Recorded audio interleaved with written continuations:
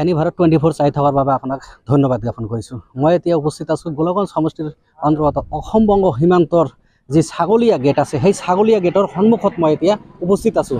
যিহেতুকে যোৱা 16 তাৰিখৰ পৰা অসমত প্ৰৱেশ নিষিদ্ধ কৰিছে আলুৰ। সেই আলুৰ নিষিদ্ধ কৰাৰ খবৰ বিভিন্ন প্ৰচাৰ মাধ্যমত বাতৰি প্ৰকাশ হোৱাৰ পিছতে এক হাহাকাৰ সৃষ্টি হৈছে। তাৰ যোৱাকালি ইয়াতে বহুত সংখ্যক ট্ৰাক ইয়াতে আবদ্ধ হৈ আছিল। এতিয়া সেই ট্ৰাকসমূহ নিশাৰ ভিতৰতে এৰি দিয়া হৈছে। কিবা গোপন বুজাবুজি হওক আৰু মালিক পক্ষৰ লগত কিবা কথা পাতি আবদ্ধ হোৱা ট্ৰাক চালকক এৰি দিয়া হৈছে বুলি আমি ইতিমধ্যে খবৰ পাইছোঁ। পশ্চিমবংগৰ বিভিন্ন অঞ্চলৰ পৰা অসমতে প্ৰৱেশ কৰে সেই আলু। এই আলুৰ এতিয়া আকাশলংঘী মূল্য হোৱাৰ এক সম্ভাৱনা আছে বুলি এক গোপন সূত্ৰ প্ৰকাশ পাইছে।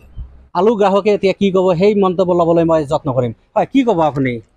কি কম, দিনে দিনে তো সব বস্তুৰ দাম বাঢ়িছে, তাৰ মাজত আলুৰ দাম যথেষ্ট বাঢ়ি আছে। সীমাহীনভাৱে আলুৰ দাম বাঢ়ি আছে।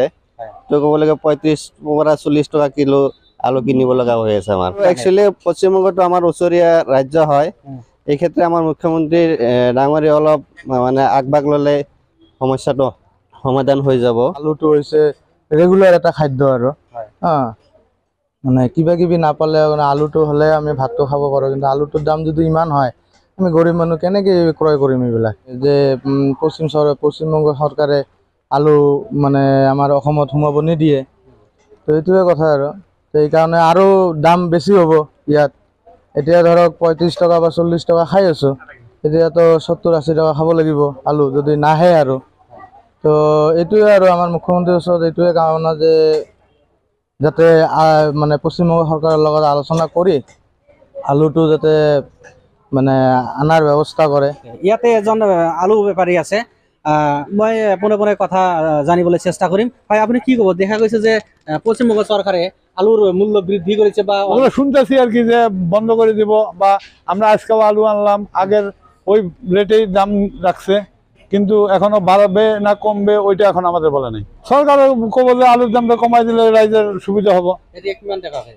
হ্যাঁ, আলুর দাম আলু সাদা বগাটা 30 টাকা কিলো, বগা রঙাটা 35 টাকা কিলো। হয়, আসলতে এতিয়ালৈকে হয়তো আলুর মূল্য বৃদ্ধি হোৱা নাই, কিন্তু আশংকা কৰিছে যে আলুৰ মূল্য বৃদ্ধি যদি পশ্চিমবংগ চৰকাৰে আহিব নিদিয়ে, আমদানি কৰিব নিদিয়ে, সেই হিচাপে মূল্য বৃদ্ধি হ'ব, এই কথাকে এই সকল বেপাৰীয়ে কৈছে।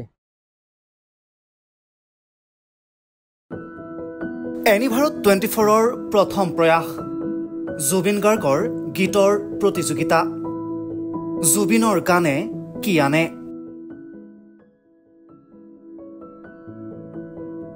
অডিশ্যনৰ বাবে যোগাযোগ কৰক 8638661821 আৰু 8812831556 নম্বৰত।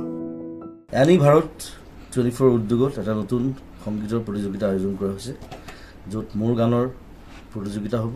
আপোনালোকে তাত প্ৰতিযোগী হিচাপে আহিবলৈ পাৰিব, আৰু মোৰ ফালৰ পৰা আন্তৰিক শুভকামনা জনাইছোঁ। আৰু অনুষ্ঠানটোৰ নাম হৈছে গানে কি আনে। সকলোকে মৰম জনাইছোঁ, সকলোৱে আহক, ইয়াত অংশগ্ৰহণ কৰক। Thank you very much. Love U.